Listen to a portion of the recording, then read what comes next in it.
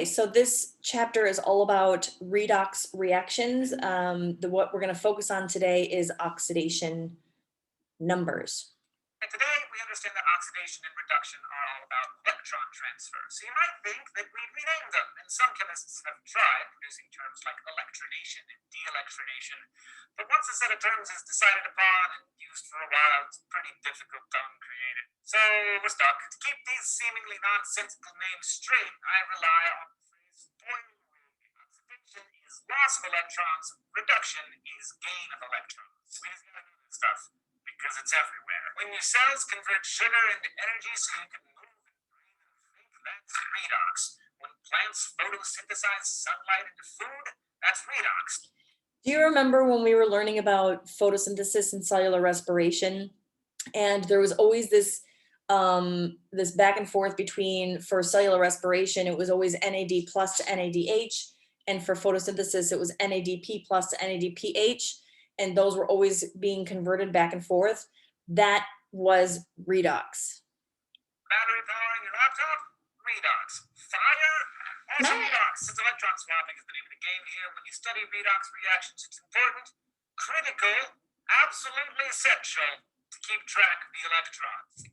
Dollars or pesos or pounds or euros in any transaction, one person is going to gain them and the other is going to lose them.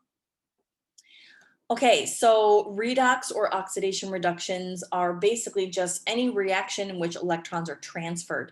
Like he said, oxidation is loss of electrons, reduction is gain. So you can use that mnemonic device oil rig. But because it's involving a transfer of electrons from one thing to another, they must happen together at the same time. Oxidation and reduction by themselves are called half reactions because it's only half of the process.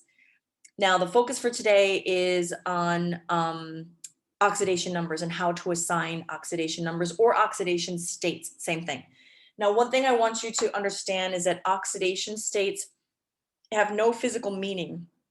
They're going to be positive and negative numbers, but they're not like electric charge. Electric charge represents a physical meaning. And like if something is positive, it means that it has more protons and less electrons, giving it an overall positive charge. If something is negative, more electrons, less protons. That's a physical meaning.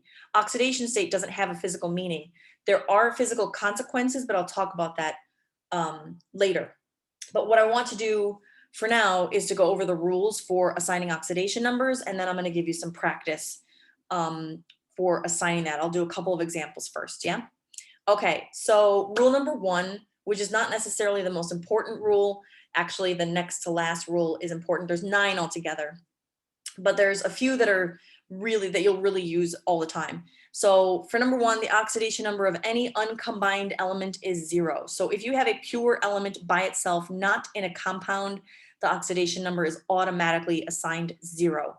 Number two, the oxidation number of a monoatomic ion is the charge. So if you have an ion in an equation, the oxidation number is the same as its charge. Number three, the more electronegative element in a binary compound is assigned the number equal to the charge it would have if it were an ion. So if you have a compound like nitrogen monoxide, oxygen has a higher electronegativity than nitrogen, so you give oxygen the oxidation number of -2. Number 4, this is another big one that you'll use a lot. Fluorine is always -1, no matter what. Number 5, the only time that you might use number 5 is with a peroxide, because if you remember, peroxide is a polyatomic ion, and that formula is O2 -2, which means each oxygen has an oxidation state of -1.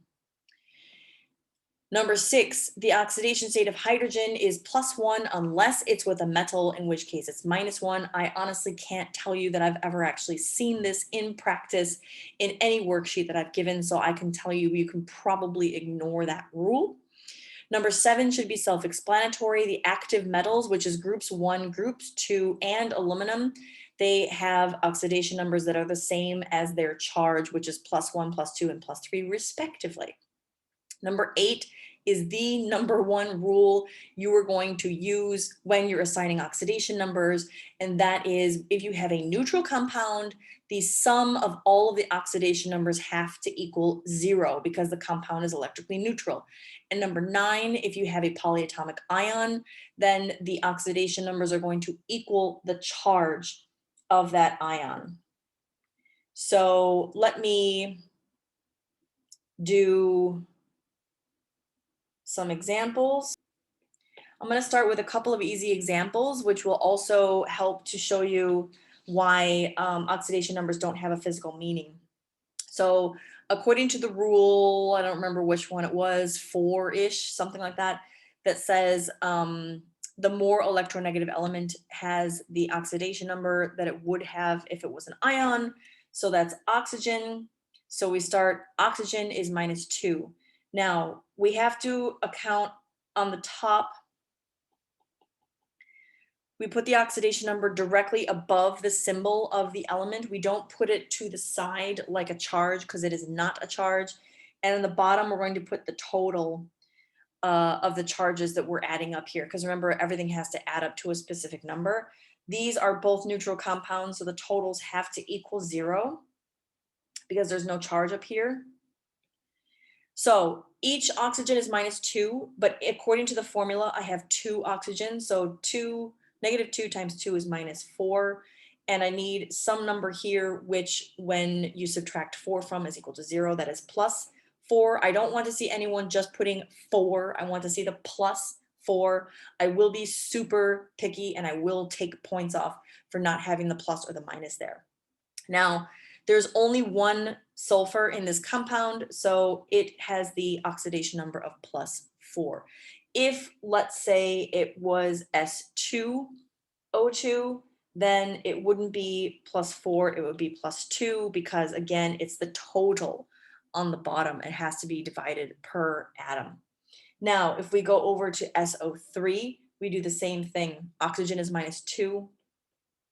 We multiply it times 3 oxygen atoms, so we get -6. This has to be +6. There's only one sulfur, which means this sulfur is +6. So you see how I don't have an erase option on this.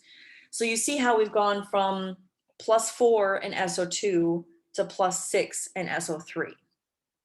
That's why it doesn't have a physical meaning. It's only really telling you about how the electrons are distributed throughout the molecule.